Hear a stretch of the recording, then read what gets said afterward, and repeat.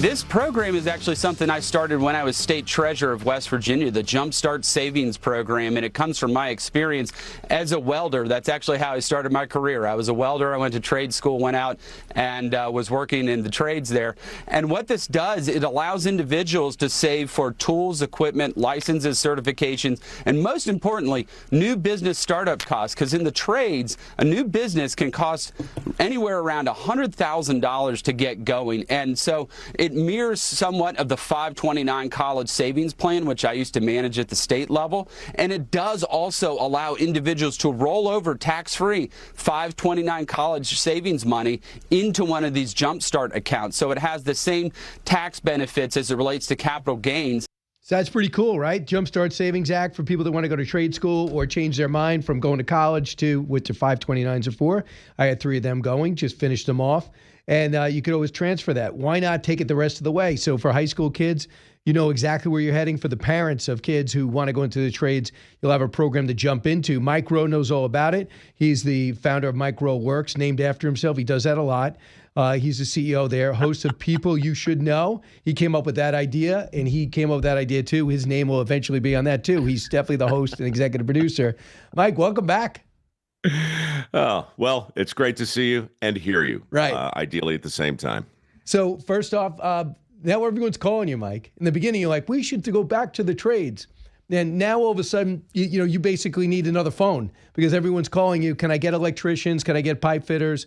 Can I get plumbers? Not a week goes by.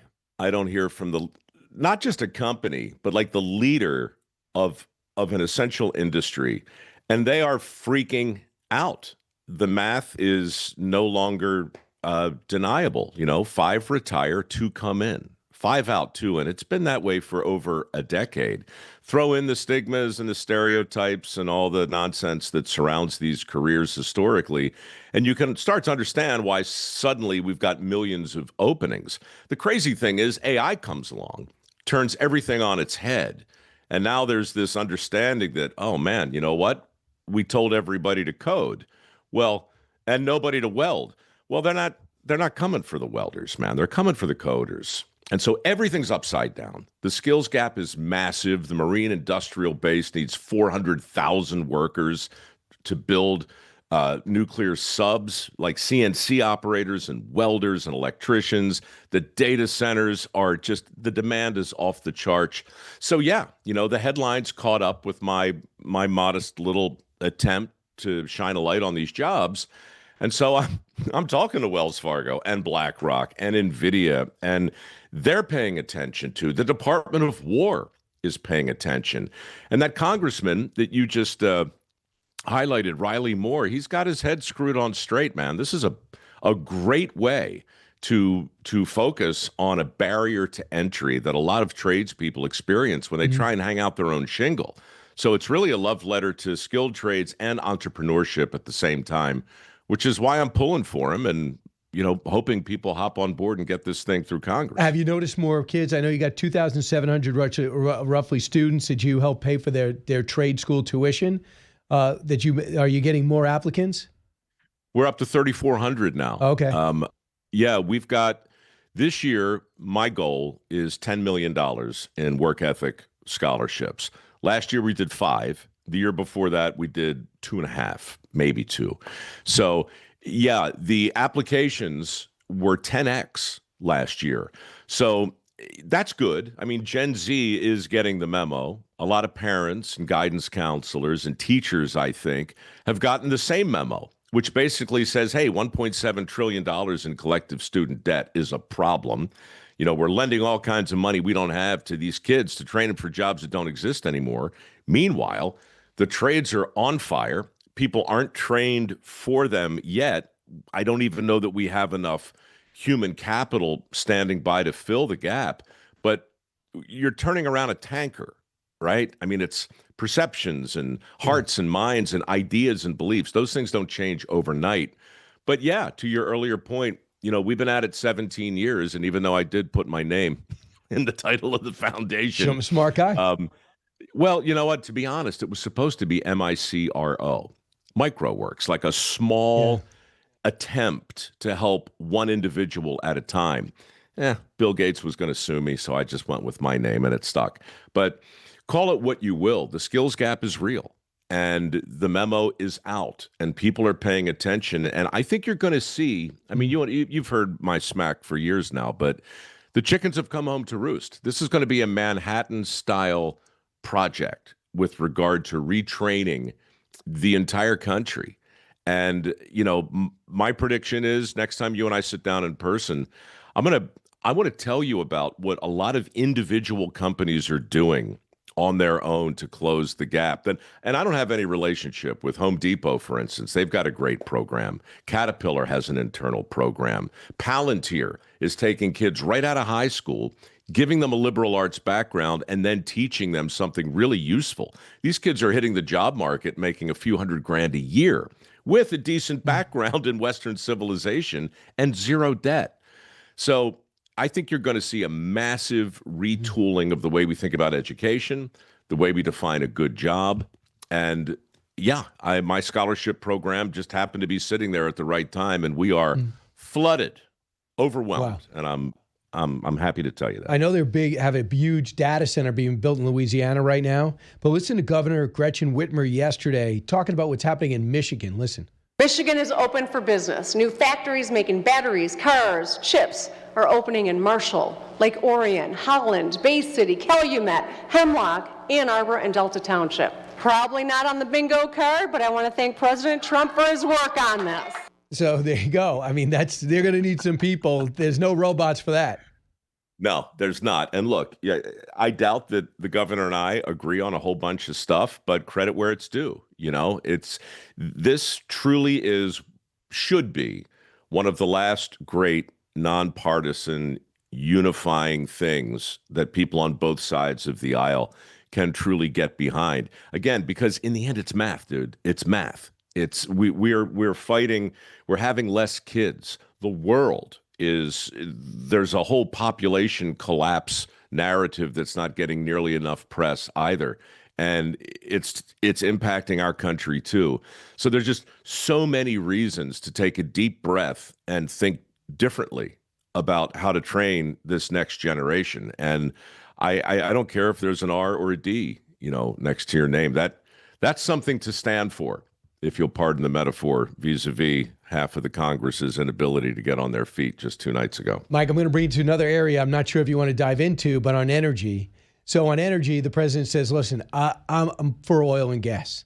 And I just had the West Virginia senator in there, and they're mining again, and the coal workers the coal miners are going to work again. And now we're hearing less and less about foreign companies building windmills off our shores. Have you felt yet people want to go back into energy? I did a shoot over in Midland, Texas, and they were saying that a whole generation's been told, don't follow your parents' footsteps into oil and gas. Go to college. That's ruining the planet. When guys like Bill Gates say, maybe I overstated it, and we're seeing the Paris climate change, no one's even yelling at Trump about getting out of it again. Has that transferred over to the blue-collar world? It's getting there, man. I'll tell you, one of the most consequential conferences, I've been to 2 in the last year. One was an energy summit in Pittsburgh in July.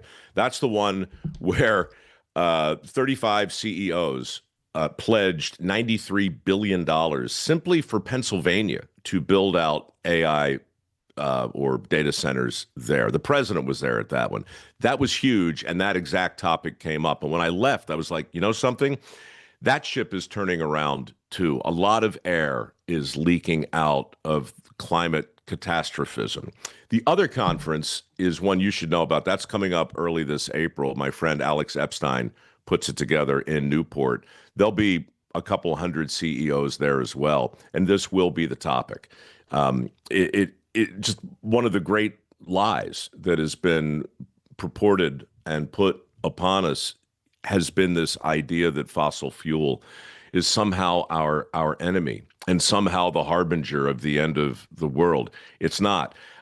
No crystal ball, but I think energy independence is going to go back near the top of the list. And you know what else you're going to be hearing about real soon is metal independence. Really? Rare earths. These things. Yep. I'm up to my neck in this. That's a polymetallic nodule, like golf ball size, billiard sized little sphere. They are on the bottom of the ocean, hundreds of billions of them. These things are packed with nickel, cobalt, manganese, copper, all the stuff we need. A year ago in April, the president signed an EO, and we're going to go get them. Wow. I mean, the insides of these things they're unbelievable, Brian. That's a chunk of a megalodon tooth, and the metals form around it like a pearl, and they're sitting there at the bottom of the ocean.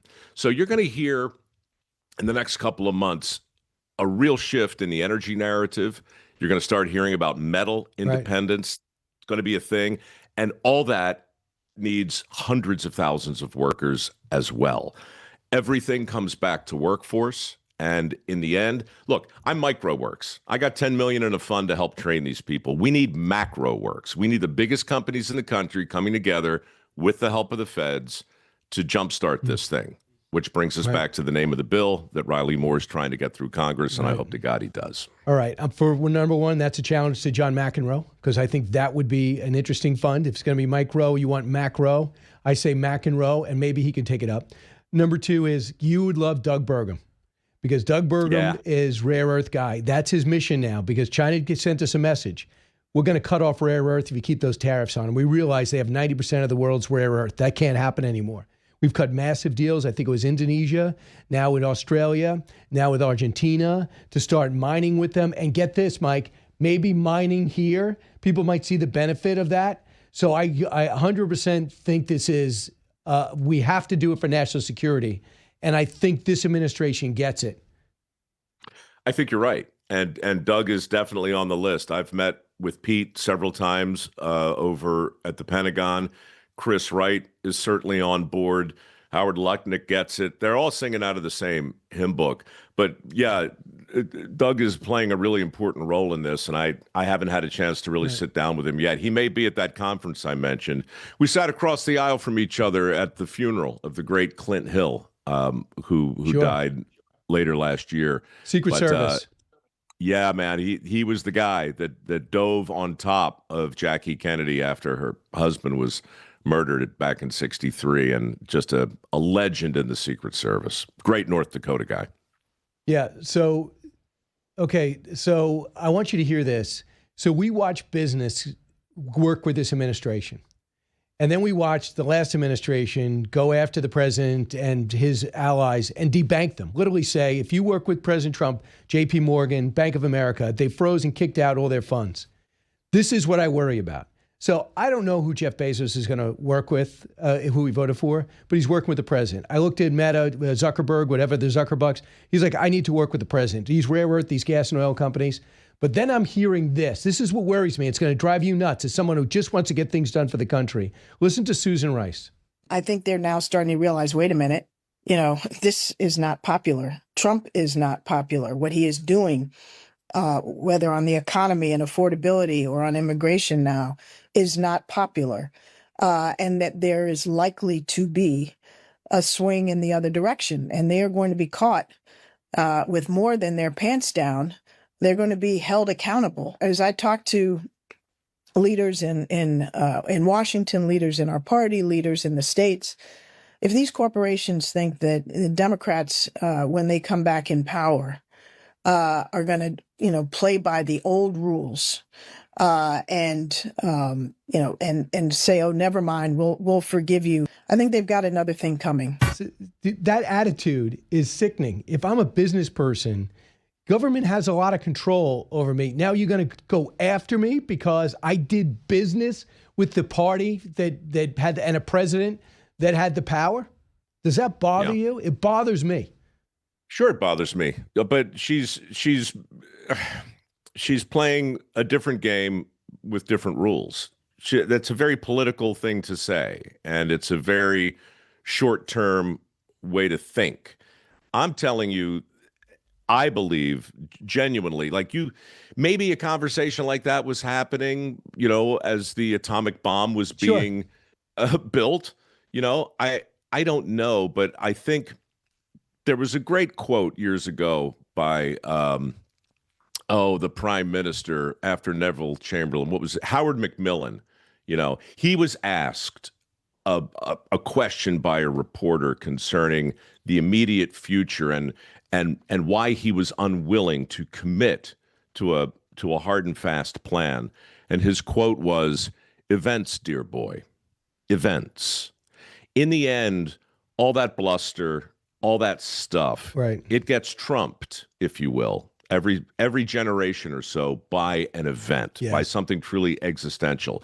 Maybe it's polymetallic nodules. Maybe it's energy independence. Maybe, as I think it's workforce.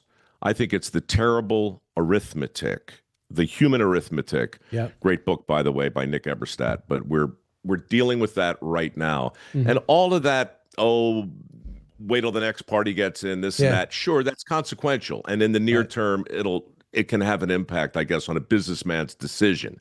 Long term, forget it, man. That's table stakes. Can't believe I had micro. I had visuals.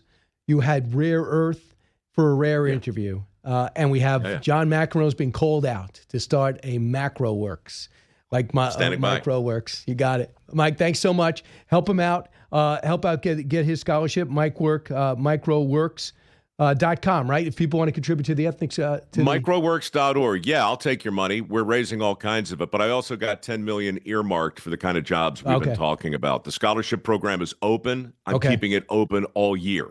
So nice. Go get some. Absolutely. Hey everyone, I'm Emily Campagno. Catch me and my co-hosts Harris Faulkner and Kaylee McEnany on Outnumbered every weekday at 12 p.m. Eastern, or set your DVR. Also, don't forget to subscribe to the Fox News YouTube page for daily highlights.